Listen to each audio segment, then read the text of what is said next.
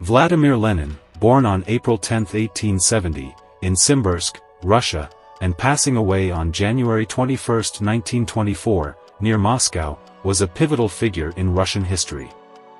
He founded the Russian Communist Party, Bolsheviks, and played a crucial role in the Bolshevik Revolution of 1917. Serving as the architect, builder, and initial head of the Soviet state from 1917 to 1924, Lenin's influence extended to the establishment of the Communist International, Comintern. Widely considered the most significant political leader of the 20th century due to his central role in the Bolshevik Revolution, Lenin is also recognized for shaping the communist worldview. He laid the foundation for Leninism, a doctrine combining his ideas with Karl Marx's works, forming Marxism-Leninism. Whether viewed positively or negatively, Lenin's impact on the 20th century is undeniable. Many regard him as the century's most influential political leader, revolutionary statesman, and thinker, comparable only to Karl Marx. His legacy persists not only in the academic circles of the former Soviet Union but also among scholars globally, transcending ideological divides. Early life: the making of a revolutionary. It is difficult to identify any particular events in his childhood that might prefigure his turn onto the path of a professional revolutionary. Vladimir Ilyich Ulyanov was born in Simbirsk, which was renamed Ulyanovsk in his honor. He adopted the pseudonym Lenin in 1901 during his clandestine party work after exile in Siberia. He was the third of 6 children born into a close-knit, happy family of highly educated and cultured parents. His mother was the daughter of a physician, while his father, though the son of a serf, became a schoolteacher and rose to the position of inspector of schools. Lenin, intellectually gifted, physically strong, and reared in a warm, loving home, early displayed a voracious passion for learning. He graduated from high school ranking first in his class. He distinguished himself in Latin and Greek and seemed destined for the life of a classical scholar. When he was 16, nothing in Lenin indicated a future rebel, still less a professional revolutionary, except, perhaps, his turn to atheism. But, despite the comfortable circumstances of their upbringing, all 5 of the Ulyanov children who reached maturity joined the revolutionary movement. This was not an uncommon phenomenon in Tsarist Russia, where even the highly educated and cultured intelligentsia were denied elementary civil and political rights. As an adolescent, Lenin suffered 2 blows that unquestionably influenced his subsequent decision to take the path of revolution. First, his father was threatened shortly before his untimely death with premature retirement by a reactionary government that had grown fearful of the spread of public education. Second, in 1887 his beloved eldest brother, Alexander, a student at the University of St. Petersburg, later renamed Leningrad State University, was hanged for conspiring with a revolutionary terrorist group that plotted to assassinate Emperor Alexander III. Suddenly, at age 17, Lenin became the male head of the family, which was now stigmatized as having reared a state criminal. Fortunately, the income from his mother's pension and inheritance kept the family in comfortable circumstances, although it could not prevent the frequent imprisonment or exile of her children. Moreover, Lenin's high school principal, the father of Alexander Kerensky, who was later to lead the provisional government deposed by Lenin's Bolsheviks in October 1917, did not turn his back on the criminal's family. He courageously wrote a character reference that smoothed Lenin's admission to a university. In autumn 1887, Lenin enrolled in the Faculty of Law of the Imperial Kazan University, later renamed Kazan, V.I. Lenin, State University, but within 3 months he was expelled from the school, having been accused of participating in an illegal student assembly. He was arrested and banished from Kazan to his grandfather's estate in the village of Kokoshkino, where his older sister Anna had already been ordered by the police to reside. In the autumn of 1888, the authorities permitted him to return to Kazan but denied him readmission to the university. During this period of enforced idleness, he met exiled revolutionaries of the older generation and avidly read revolutionary political literature, especially Marx's Das Kapital. He became a Marxist in January 1889. Formation of a revolutionary party of Vladimir Lenin. In May 1889 the Ulyanov family moved to Samara, known as Kuybyshev, from 1935 to 1991. After much petitioning, Lenin was granted permission to take his law examinations. In November 1891 he passed his examinations, taking a first in all subjects, and was graduated with a first-class degree. After the police finally waived their political objections, Lenin was admitted to the bar and practiced law in Samara in 1892–93, his clients being mainly poor peasants and artisans. In his experience practicing law, he acquired an intense loathing for the class bias of the legal system and a lifelong revulsion for lawyers, even those who claimed to be social democrats. Law proved to be an extremely useful cover for a revolutionary activist. He moved to St. Petersburg, from 1914 to 1924 known as Petrograd, from 1924 to 1991 known as Leningrad, in August 1893 and, while working as a public defender, associated with revolutionary Marxist circles. In 1895 his comrades sent him abroad to make contact with Russian exiles in Western Europe, especially with Russia's most commanding Marxist thinker, Georgy Plekhanov. Upon his return to Russia in 1895, Lenin and other Marxists, including L. Martov, the future leader of the Mensheviks, succeeded in unifying the Marxist groups of the capital in an organization known as the Union for the Struggle for the Liberation of the Working Class.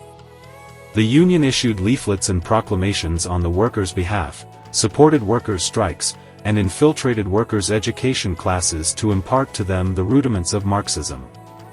In December 1895, the leaders of the Union were arrested. Lenin was jailed for 15 months and thereafter was sent into exile to Shushenskoye, in Siberia, for a term of 3 years. He was joined there in exile by his fiancée, Nadezhda Krupskaya, a Union member, whom he had met in the capital. They were married in Siberia, and she became Lenin's indispensable secretary and comrade. In exile they conducted clandestine party correspondence and collaborated, legally, on a Russian translation of Sidney and Beatrice Webb's Industrial Democracy.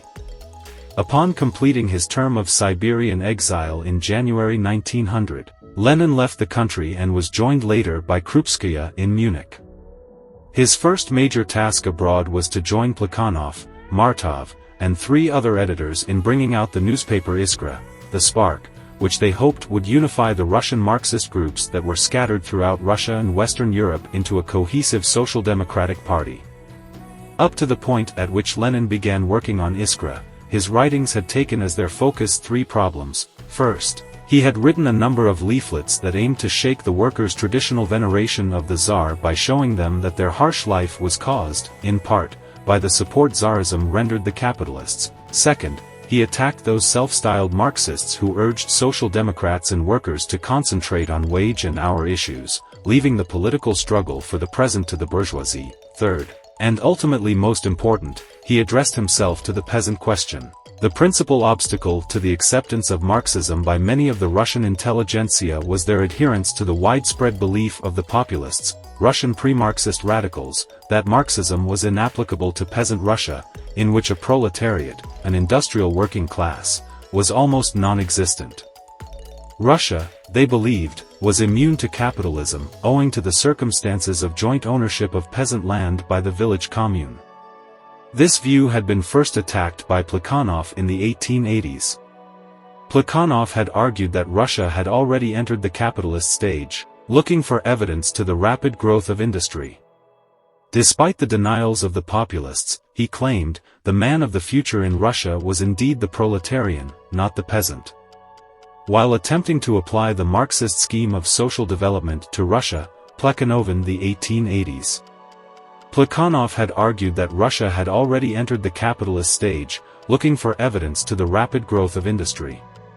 Despite the denials of the populists, he claimed, the man of the future in Russia was indeed the proletarian, not the peasant. While attempting to apply the Marxist scheme of social development to Russia, Plekhanov had come to the conclusion that the revolution in Russia would have to pass through 2 discrete stages. First, a bourgeois revolution that would establish a democratic republic and full-blown capitalism, and second, A proletarian revolution after mature capitalism had generated a numerous proletariat that had attained a high level of political organization, socialist consciousness, and culture, enabling them to usher in full socialism. It was this set of principles that Lenin adhered to after he read Plekhanov's work in the late 1880s.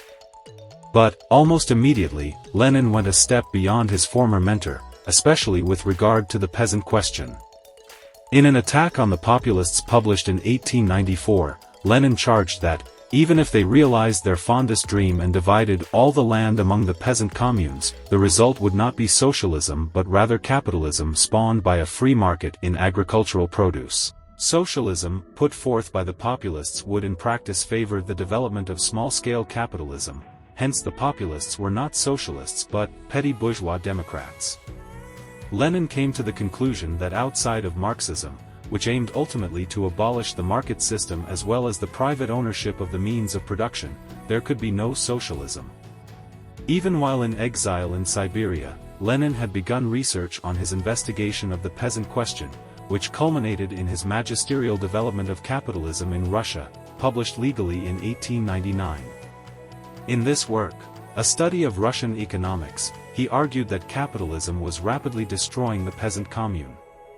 The peasantry constituted for the populists a homogeneous social class, but Lenin claimed that the peasantry was in actuality rapidly stratifying into a well-off rural bourgeoisie, a middling peasantry, and an impoverished rural, proletariat and semi-proletariat. In this last group, which comprised half the peasant population, Lenin found an ally for the extremely small industrial proletariat in Russia. Iskra's success in recruiting Russian intellectuals to Marxism led Lenin and his comrades to believe that the time was ripe to found a revolutionary Marxist party that would weld together all the disparate Marxist groups at home and abroad. An abortive First Congress, held in 1898 in Minsk, had failed to achieve this objective, for most of the delegates were arrested shortly after the Congress. The organizing committee of the Second Congress decided to convene the Congress in Brussels in 1903, but police pressure forced it to transfer to London. The congressional sessions wore on for nearly 3 weeks, for no point appeared too trivial to debate. The main issues, nevertheless, quickly became plain: eligibility for membership and the character of party discipline, but, above all, the key questions centered around the relation between the party and the proletariat, for whom the party claimed to speak. In his What Is to Be Done?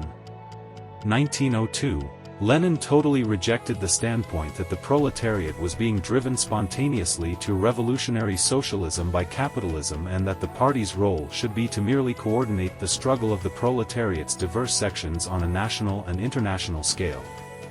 Capitalism, he contended, predisposed the workers to the acceptance of socialism but did not spontaneously make them conscious socialists. The proletariat by its own efforts in the everyday struggle against the capitalist could go so far as to achieve trade union consciousness. But the proletariat could not by its own efforts grasp that it would be possible to win complete emancipation only by overthrowing capitalism and building socialism, unless the party from without infused it with socialist consciousness. In his What Is to Be Done? And in his other works dealing with party organization, Lenin articulated one of his most momentous political innovations: his theory of the party as the vanguard of the proletariat. He conceived of the vanguard as a highly disciplined, centralized party that would work unremittingly to suffuse the proletariat with socialist consciousness and serve as mentor, leader, and guide, constantly showing the proletariat where its true class interests lie. At the Second Congress the Iskra group split, and Lenin found himself in a minority of opinion on this very issue. Nevertheless, he continued to develop his view of the party of a new type, which was to be guided by democratic centralism, or absolute party discipline. According to Lenin, the party had to be a highly centralized body organized around a small, ideologically homogeneous, hardened core of experienced professional revolutionaries, who would be elected to the Central Committee by the Party Congress and who would lead a ramified hierarchy of lower party organizations that would enjoy the support and sympathy of the proletariat and all groups opposed to Tsarism. "Give us an organization of revolutionaries," Lenin exclaimed, "and we will overturn Russia." Lenin spared no effort to build just this kind of party over the next 20 years, despite fierce attacks on his position by some of his closest comrades of the Iskra days, Plekhanov, Martov, and Leon Trotsky. They charged that his scheme of party organization and discipline tended toward Jacobinism, suppression of free intra-party discussion, a dictatorship over the proletariat, not of the proletariat, and, finally, establishment of a one-man dictatorship. Lenin found himself in the minority in the early sessions of the Second Congress of what was then proclaimed to be the Russian Social Democratic Workers' Party, RSDWP. But a walkout by a disgruntled group of Jewish Social Democrats, the Bund, left Lenin with a slight majority. Consequently, the members of Lenin's adventitious majority were called Bolsheviks, majoritarians, and Martov's group were dubbed Mensheviks, minoritarians. The two groups fought each other ceaselessly within the same RSDWP and professed the same program until 1912, when Lenin made the split final at the Prague Conference of the Bolshevik Party.